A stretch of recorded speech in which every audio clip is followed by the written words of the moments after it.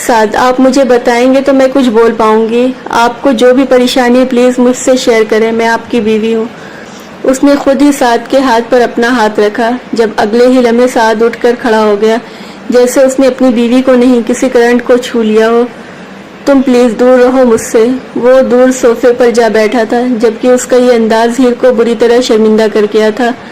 وہ تو بس اس کی پریشانی بانٹنے کے لیے اس کے قریب ہوئی تھی, لیکن سعد کا یوں کہنا تم مجھ سے دور رہو اسے سچ مچ شرمندہ کر گیا تھا. سعد آپ ایسا کیوں کہہ رہے ہیں؟ کیا مجھ سے کوئی غلطی ہوئی ہے؟ ہیر پریشانی سے ان سب چیزوں میں اپنا قصور تلاش کرنے لگی تھی.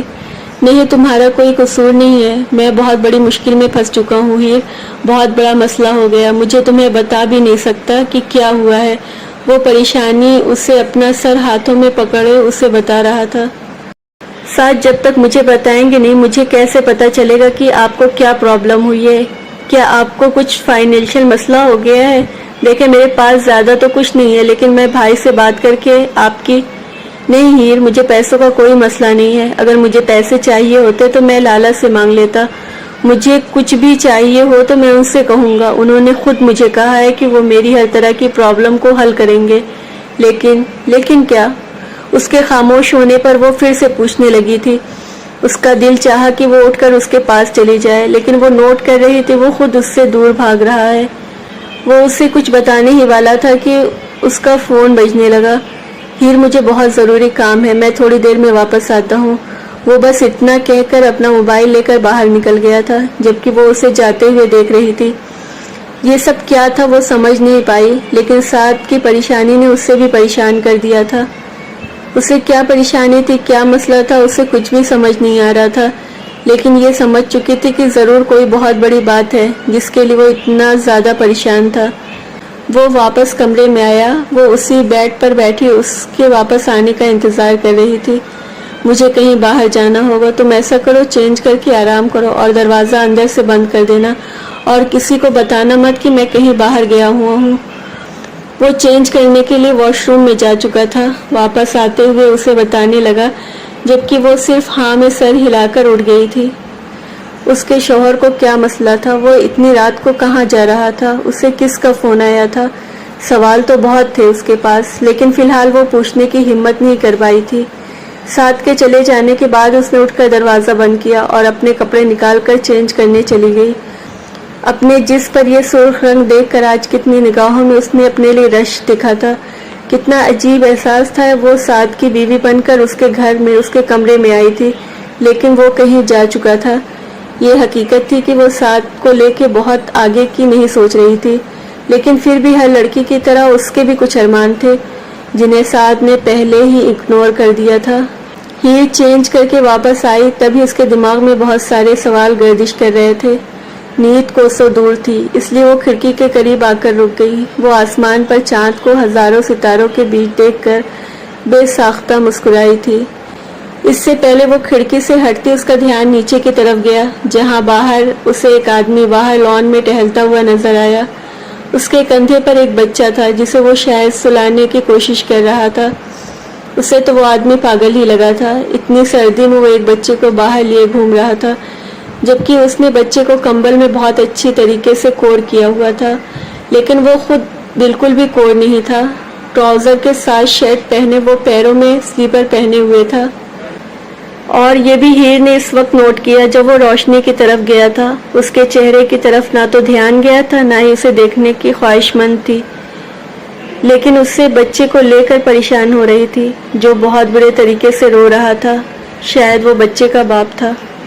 رات کے اس پہر تو بچے کو اپنی ماں کی ضرورت ہوتی ہے. شاید شادی میں وہ اپنی بیوی کو ساتھ نہیں لے کر آیا تھا.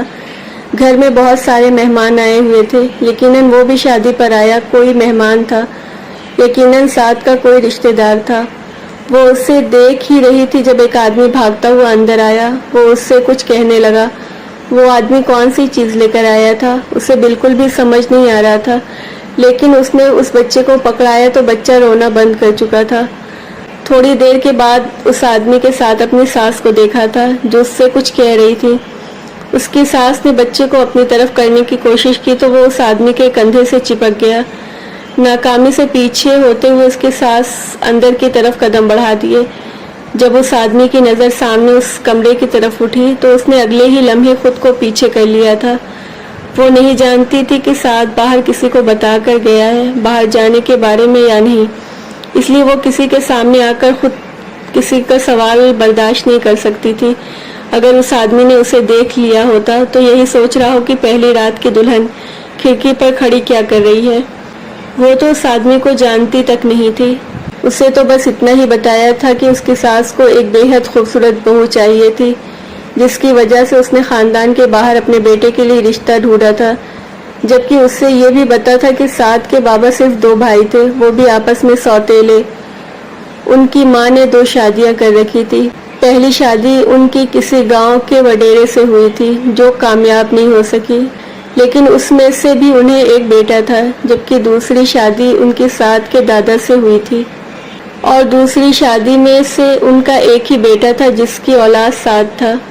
پہلے تو کافی عرصہ تک ان دونوں میں کوئی تعلق نہیں رہا، لیکن پچھلے کچھ سالوں میں ان دونوں میں آپس میں تعلقات قائم کر لیے تھے، اور سعد کی طرف سے جتنی بھی سسرالی رشتہ دار اس کی طرف آئے تھے وہ سعد کی امی کے رشتہ دار تھے۔ اس خاندانی چکروں نے اسے بری طرح گھما کر رکھ دیا تھا۔ اسے فی الحال اپنا کوئی سسرالی رشتہ سمجھ میں نہیں آیا تھا، لیکن ایک چیز جو اسے سمجھ میں آئی تھی وہ یہ تھی کہ سعد کا کوئی بھائی بہن نہیں ہے، اس کی صرف ایک ماں ہے۔ اس کے بابا 3 سال پہلے انتقال کر چکے تھے اور کچھ بھی سمجھنے کی ضرورت نہیں تھی، اس کی بھابھی کے کہنے تھے۔ کافی دیر تک کھڑے رہنے کے بعد آخر وہ بیڈ پر آ کر بیٹھ گئی تھی۔ سعد کا انتظار لاحاصل ہی تھا، شاید اسے واپس نہیں آنا تھا۔ اس کے انتظار کے دوران ہی اذانیں شروع ہو گئی تھی۔ اس نے اٹھ کر وضو کیا اور اپنی شادی شدہ زندگی کی بہتری کے لیے دعا مانگی۔ وہ دعا مانگ رہی تھی اس کے شوہر کو جو بھی پریشانی ہے وہ حل ہو جائے۔ اب تو اس کی دعائیں بھی صرف اس کے محرم کے نام تھی۔ نماز ادا کرنے کے بعد وہ بیڈ پر آ کر بیٹھی، جب دروازے پر ہلکی سی دستک ہوئی۔ اس نے اٹھ کر دروازہ کھولا تو سعد پراسرار اندر داخل ہوا۔ تم سوئی نہیں ابھی تک؟ وہ دروازہ بند کرتے ہوئے اس سے پوچھنے لگا۔ نہیں، میں آپ کے انتظار کر رہی تھی۔ آپ کی پریشانی حل ہوئی؟ وہ اسے دیکھتے ہوئے پوچھنے لگی تو سر نفی میں سر ہلاتا صوفے پر جا بیٹھا۔ یہ پریشانی شاید اب جلدی حل نہ ہو سکے گی، تم آرام کرو، سو جاؤ، ولیمہ ہوگا آج ہی، تھوڑی دیر نیند لے لو، تھوڑی دیر میں جگا دیا جائے گا۔ وہ صوفے پر لیٹتے ہوئے بولا۔ آپ وہاں بے سکون رہیں گے، یہاں آ جائیں، اس نے کافی دیر کے بعد کہا تھا۔ پہلے تو وہ کتنی دیر سوچتی رہی کہ اسے ایسے کوئی بات کرنی بھی چاہیے یا نہیں۔ نہیں، میں گزارا کر لوں گا، تم سو جاؤ، پھر آنکھ نہیں کھلے گی، میں جاگ رہا ہوں، تم تھوڑی دیر آرام کر لو۔ نہ جانے کیوں ایسا لگا سعد جیسے کوئی بہانہ کر رہا ہے اس سے دور ہٹنے کا، لیکن اس کے ساس کے مطابق تو وہ بے انتہا خوبصورت تھی، تو پھر ایسی کون سی وجہ تھی جو سعد کو اس کی طرف قدم بڑھانے سے روک رہی تھی؟ شاید یہ صرف اس کا وہم تھا اور کچھ بھی نہیں۔ سعد کو واپس روم میں پا کر اب نیند اس پر طاری ہونے لگی تھی، کیونکہ سعد کا اس طرح سے آدھی رات کو باہر جانا اسے پریشان کر گیا تھا، لیکن اب آہستہ آہستہ ہی صحیح اب اس کی پریشانی سے باہر نکل آئی تھی۔ لیٹتے ہوئے اس نے سعد کو دیکھا تھا جو چھت کو دیکھتے ہوئے کسی گہری سوچ میں تھا۔ اسے دیکھتے دیکھتے ہی نیند کی وادیوں میں اترتی چلی گئی۔ تاتی، پریتی تاتی اٹھو، چاچی، پریتی چاچی اٹھو۔ اس نے اپنے چہرے پر کسی ننھے ہاتھوں کا لمس محسوس کیا تھا۔ آنکھیں کھولی تو اس کے سامنے ریڈ فراک میں ایک بہت ہی پیاری سی سرخ پھولے پھولے گالوں والی بچی کھڑی تھی۔ اس کے چہرے پر دنیا جہاں کا نور تھا۔ وہ اتنی پیاری تھی کہ ہیر نے بے ساختہ ہی اسے اپنی باہوں میں بھر لیا تھا۔ اس سے پہلے اس نے اس بچی کو کہیں نہیں دیکھا تھا، لیکن اسے سمجھ نہیں آئی یہ بچی کون ہے اور یہاں کہاں سے آئی۔ دروازے کی طرف دیکھا تو دروازہ کھلا ہوا تھا، یعنی کہ سعد کمرے سے باہر جا چکا تھا۔ روحی بیٹا کہاں چلی گئی تم؟ میں کب سے تمہیں ڈھونڈ رہا تھا۔ وہ بچی سے بات کر رہی تھی کہ خوبرو نوجوان تیزی سے اس کے کمرے میں داخل ہوا اور اس بچی کو اٹھا کر اپنی گود میں لے لیا۔ بابا دانی، تاتی، پریتی تاتی، بابا جانی، چاچی، پریتی چاچی۔ وہ اس کا چہرہ اپنے ہاتھوں میں پکڑے ہیر کی طرف متوجہ کرنے کی کوشش کر رہی تھی۔ آئی ایم سوری، معذرت خواہ ہوں، ریئلی سوری۔ وہ آدمی اس کی طرف نگاہ اٹھائے بس اتنا کہہ کر اپنی بچی کو کمرے سے باہر نکل چکا تھا۔ جبکہ وہ کتنی دیر تک اسے دیکھتی رہی۔ وہ یقین سے کہہ رہی تھی کہ یہ وہی آدمی ہے جو رات کو وہاں باہر اپنے بچے کو کندھے پر اٹھائے گھوم رہا تھا۔ شاید وہ بچہ نہیں بچی تھی۔ رات کو تو وہ اسے نہیں دیکھ پائی تھی، لیکن اس وقت اپنے اتنے قریب کھڑے اس خوبرو نوجوان کو دیکھ چکی تھی، جس کی عمر 28 کے قریب تو یقیناً تھی۔ گھنی مونچھیں، انائی لب، وہ شکل سے ہی کسی ریاست کا شہزادہ لگتا تھا، لیکن وہ اس طرح کسی شہزادے کو اپنے کمرے میں آنے کی اجازت نہیں دے سکتی تھی۔ اس نے جلدی سے اٹھ کر دروازے کو اندر سے بند کر دیا۔ اسے سعد کی لاپرواہی پر بہت غصہ آیا۔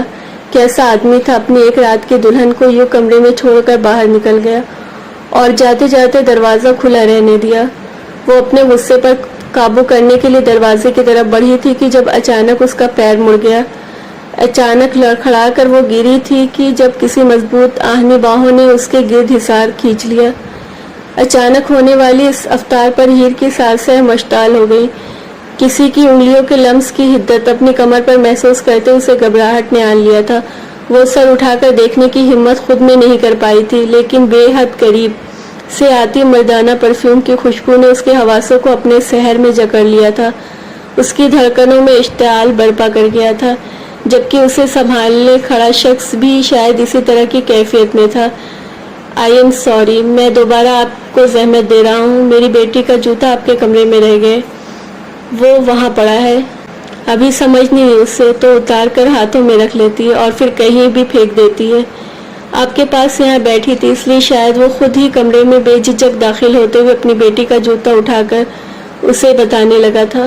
اب آپ کو میری طرف سے کوئی تکلیف نہیں ہوگی۔ وہ چھوٹا سا جوتا اٹھا کر باہر نکل گیا تھا، جبکہ وہ کتنی ہی دیر اس شخص کی پیٹھ کو گھورتی رہی۔ اس سے پہلے کہ دروازہ بند کرتی کچھ لڑکیاں اس کے کمرے میں داخل ہوئی تھیں۔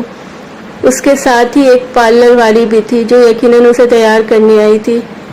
تھوڑی دیر میں ہی ولیمہ شروع ہو جائے گا، آپ کی ساس نے ہمیں بھیجا ہے آپ کو تیار کرنے کے لیے، وہ سامان رکھتے ہوئے اسے بتانے لگی تھی، جبکہ وہ خاموش سے سر ہلاتی ان لوگوں کے بیٹھنے کی جگہ بنا چکی تھی۔ آپ تو ماشاءاللہ سے اتنی خوبصورت ہیں کہ آپ کو کسی میک اپ کی ضرورت نہیں ہے۔ آپ کی ساس اتنی تعریف کر رہی تھی آپ کی، لیکن پھر بھی آپ اس تقریب کے لیے تو دلہن بننا ہی ہوگا۔ وہ دلہن بننے کے لیے آپ کو اس ہار سنگار کی ضرورت ہے۔ وہ اسے کرسی پر بٹھاتے ہوئے اس کے حسن میں قصیدے پڑھنے لگی تھی، جبکہ وہ خاموشی سے سر جھکائے اسے اس کا کام کرنے دے رہی تھی۔ سچ تھا اگر سعد نے اس کے حسن کی تعریف کے قابل نہ جانا تھا تو کسی اور کے لفظوں سے کیا فرق پڑتا تھا۔ ولیمہ شروع ہو چکا تھا۔ اسے پارلر والی تیار کر کے گئی تھی۔ اسے فون کر کے تھوڑی دیر پہلے اس کے بھائی نے بتایا کہ وہ جا رہا ہے۔ اس کا دل بہت چاہا کہ وہ اسے بس ایک بار اس سے مل کر چلا جائے، لیکن شاید اس کا جواب وہ جانتی تھی، اس لیے اس نے چاہ کر بھی اپنی زبان پر یہ الفاظ نہ آنے دیے۔ اس نے اپنے آنسوؤں کو بہت مشکل سے بہنے سے روکا تھا۔ اسے بتایا گیا تھا کہ اس کا ولیمہ ہال میں ہوگا۔ اسے ایک گاڑی میں ہال تک لایا گیا تھا اور پھر اسے ایک کمرے میں لا کر بٹھا دیا گیا۔ وہ کافی دیر ہال کے اس کمرے میں بیٹھی رہی۔ اس کی ساس الگ الگ عورتوں کو اس کے کمرے میں لا کر اس سے ملوا رہی تھی۔ تھوڑی دیر کے بعد انہیں باہر بٹھایا گیا، جہاں بہت سارے لوگ باری باری آ کر ان سے مل رہے تھے۔ تاتی گفت، وہ سر جھکائے بیٹھی تھی جب اسے صبح والی اس بچی کی آواز آئی تھی جو ہاتھ میں ایک پیارا سا پیکٹ پکڑا کر اس کی طرف بڑھا رہی تھی۔ وہ نہ جانے کیوں اسے اتنی ہی پیاری لگی تھی۔ وہ بچی اسے بے حد پسند آئی تھی۔ بے شک وہ بہت کیوٹ تھی۔ اسے دیکھتے ہی اس کے لبوں پر مسکراہٹ آ گئی۔ اس نے اس کے ہاتھ سے اس کا لایا ہوا گفٹ پکڑ لیا۔ یہ تمہارے اکلوتے جیٹ کی بیٹی ہے۔ اربوں خربوں کی جائیداد کا اکلوتا وارث ہے ایام سکندر، اور ایک اکلوتی بیٹی ہے۔ اس کی ماشاءاللہ سے بہت پیار کرتا ہے وہ اس سے۔ روحی بیٹا، چاچی پسند آئی تمہیں؟ خوبصورت ہے نا؟ اس کی ساس اسے بتانے کے بعد بچی کی طرف متوجہ ہو گئی، جبکہ وہ اسے دیکھ کر خوش ہو رہی تھی۔ مجھے تاتی کی گود میں بیٹھنا ہے، مجھے چاچی کی گود میں بیٹھنا ہے۔ وہ اچانک ہی دونوں ہاتھ اس کی طرف اٹھا کر کہنے لگی تو امی نے اسے اٹھا کر اس کی گود میں رکھ دیا تھا۔ بہت پیاری بچی ہے ماشاءاللہ سے، زیادہ تنگ نہیں کرتی کسی کو، بلکہ یہ کہوں کہ سوائے باپ کے کسی کو تنگ نہیں کرتی تو ٹھیک رہے گا۔ اب کل رات کی بات لے لو، ایام اس کا کھلونا ساتھ لانا بھول گیا۔ یہ رات ساری سوئی ہی نہیں، بس روتی ہی رہی۔ 8 بجے کے قریب ملازم کو گھر بھیجا تھا، جس نے آتے آتے 4-5 گھنٹے لگا دیے۔ 2 بجے آ کر اس بیچارے نے اس کا کھلونا اس کے حوالے کیا، تب جا کر کہیں سوئی ہے۔ وہ اس سے تفصیل سے بتا رہی تھی، جبکہ وہ بھی سمجھ چکی تھی کہ رات وہ آدمی کون سی چیز لا کر اسے دے رہا تھا۔ روحی، وہ کون سا ٹوائے ہے جو آپ کو اتنا زیادہ پسند ہے کہ اس کے بنا اتنا سارا روئی؟ وہ اس بچی کی طرف دیکھتے ہوئے بڑی محبت سے پوچھنے لگی۔ میرا ٹیڈی ہے، میرا بیسٹ فرینڈ، بابا اس کو بھول آئے تھے، اکیلا رو رہا تھا، اس لیے میں اس کو بلا لیا اپنے پاس۔ وہ اس کی گود میں بیٹھی بہت کیوٹ انداز میں جواب دے رہی تھی۔ اس سے باتیں کرتے ہوئے ہیر کو بہت مزہ آ رہا تھا۔ آپ ملو گے میرے بیسٹ فرینڈ سے؟ اس کا چہرہ اپنے ننھے ننھے ہاتھوں میں تھامے ہوئے اس نے پوچھا تھا، جس پر ہیر نے فوراً حامی بھر دی تھی۔ ہاں بالکل، آپ مجھے ملوانا اپنے بیسٹ فرینڈ سے، ضرور ملوں گی۔ بہت دنوں کے بعد اسے کوئی ایسا انسان ملا تھا جو بناوٹ سے پاک تھا۔ بہت صاف ستھرے دل کا مالک اسے بہت زیادہ پسند آئی تھی۔ وہ نہیں چاہتی تھی کہ وہ بچی اس سے دور جائے، لیکن اس کا باپ تھوڑا ظالم قسم کا آدمی تھا۔ ابھی وہ اس سے باتیں کرنے میں مصروف تھی جب اچانک ہی وہاں آ گیا۔ روحی آؤ چلو، ہمیں نکلنا ہے۔ وہ ہاتھ کے اشارے سے اسے اپنے پاس بلا رہا تھا، جس پر وہ فوراً اس کی گود سے اترتے ہوئے اس کے پاس چلی گئی تھی۔ ارے ایام بیٹا، یہ کیا تھوڑی دیر رکتے نا، اتنی جلدی کیوں جا رہے ہو؟ مانا کہ تم بہت مصروف ہو، تمہیں بہت کام ہے، لیکن ولیمہ ختم ہونے تک تو رکتے۔ ابھی تو میرے خیال میں تم ہیر سے بھی نہیں ملے۔ ہیر، یہ تمہارا جیٹ ہے ایام سکندر۔ وہ ایام بیٹا، یہ ہیر ہے میری بہو، انہوں نے بہت خوشی سے تعارف کروایا تو اس نے مسکراتے اس کی سلامتی بھیجی تھی، جس کا جواب اس نے سر کے اشارے سے دیا تھا۔ ابھی ہم نکلیں گے تاکہ وقت پر پہنچ سکے۔ آپ کو تو پتہ ہے کہ اگلے دن میرے کتنے مصروف ہو جائیں گے۔ سچ کہوں تو آج بھی بہت امپورٹنٹ میٹنگ تھی، لیکن سعد کی شادی کی وجہ سے مجھے چھوڑنا پڑی۔ مزید نہیں رک سکتا، لیکن آپ سے وعدہ کرتا ہوں انشاءاللہ ضرور چکر لگاؤں گا۔ سعد کہاں ہے؟ کافی زیادہ غائب رہنے لگا ہے۔ میں صبح سے ڈھونڈ رہا تھا، اسے تحفہ دینا تھا، لیکن نہ جانے کہاں ہے۔ وہ کل صبح سے مجھے نظر ہی نہیں آیا۔ ایک لفافہ ان کی طرف بڑھاتے ہوئے کہہ رہا تھا، بیٹا اس کی کیا ضرورت تھی؟ امی نے لفافہ کھولتے ہوئے اس میں کچھ ٹکٹ دیے تھے۔ ضرورت کیسے نہیں تھی چاچی جان، گفٹ تو مجھے دینا ہی تھا۔ بہت سوچا لیکن کچھ سمجھ نہیں آیا، پھر یہی بہتر لگا۔ چلو انشاءاللہ پھر ملاقات ہوگی، علاقے کا چکر تو لگائیں گے ہی نا۔ سعد اور اس کی مسز تو انشاءاللہ وہاں ملاقات ہو جائے گی، آپ بھی ضرور آئیے گا۔ وہ ان کے سامنے سر جھکائے ہوئے ان سے ملنے لگا، جبکہ روحی کو پیار کرتے ہوئے آخر انہوں نے ان دونوں کو جانے کی اجازت دی تھی۔ بہت پیارا بچہ ہے ماشاءاللہ، بلکہ یہ کہنا زیادہ بہتر رہے گا کہ سارے خاندان میں اس جیسا کوئی بھی بچہ نہیں۔ تم دونوں کو تحفے میں پیرس کا ٹکٹ دے کر گیا ہے، 15 دن کے لیے ہنی مون پیکج۔ دولت مند لوگ ہیں جو چاہے کر سکتے ہیں، ان کے لیے ملک سے باہر آنا جانا عام سی بات ہے۔ ان کا ایک قدم امریکہ تو دوسرا لندن میں ہوتا ہے۔ ان کی بیوی کہاں ہے؟ میرا مطلب ہے روحی کی ماں۔ اسے تو باتوں میں کوئی خاص دلچسپی نہیں تھی، اس لیے روحی کے بارے میں پوچھنے لگے۔ روحی کی ماں نہیں ہے، صرف باپ ہی ہے۔ تم بیٹھو، میں ذرا مہمان کو دیکھ کر آتی ہوں۔ وہ اسے کہتے ہوئے وہاں سے اٹھ کر نیچے چلی گئی، جبکہ ان کی باتوں سے اسے کچھ بھی سمجھ نہ آئی تھی۔ روحی کی ماں نہیں ہے، کیا وہ مر چکی ہے یا ان کو طلاق ہو چکی ہے یا کچھ اور؟ وہ سمجھ نہیں سکی، لیکن اس کے ساس اپنی بات مکمل کر کے جا چکی تھی، جبکہ اس کی نگاہیں سعد کو ڈھونڈنے لگی تھی۔ سعد، کب سب ٹھیک ہوگا؟ کب آپ کی پریشانی ختم ہوگی؟ وہ اس کے ساتھ آ کر بیٹھا تو وہ اس سے پوچھنے لگی۔ وہ ابھی بھی پریشان لگ رہا تھا۔ سب کچھ ٹھیک ہو جائے گا، تم پریشان مت ہو۔ تمہارا بھائی جا چکا ہے اپنی بیوی کو لے کر، جانے سے پہلے اس نے اپنا گھر بیچ دیا ہے۔ ویسے گھر بیچنے کی ضرورت تو نہیں تھی ان لوگوں کو، کیا واپس کبھی یہاں نہیں آنا؟ اس نے اسے دیکھتے ہوئے دھماکے دار خبر دی تھی۔ وہ خود بھی حیرانی سے اسے دیکھ رہی تھی۔ اس کا بھائی گھر بیچ کر جا چکا تھا، اس بارے میں تو وہ کچھ بھی نہیں جانتی تھی۔ میرے خیال میں اس نے تمہاری بھابھی کو ہمیشہ کے لیے بلا لیا ہے، اسے دیکھتے ہوئے بتا رہا تھا۔ شاید اسے اپنے مسئلے سے ہٹانے کے لیے یہ بات شیئر کر بیٹھا تھا، لیکن جو بھی تھا اسے اپنے بھائی کے اس غیر ذمہ دارانہ رویے سے تکلیف ہوئی تھی۔ کوئی نہیں تھا ان کا یہاں، اور بھائی بھی چھوڑ کر جا چکا تھا۔ اگر اس سے بھی اچھی امید نہیں تھی، اتنی بری بھی نہیں تھی۔ امی لالا کہاں ہیں؟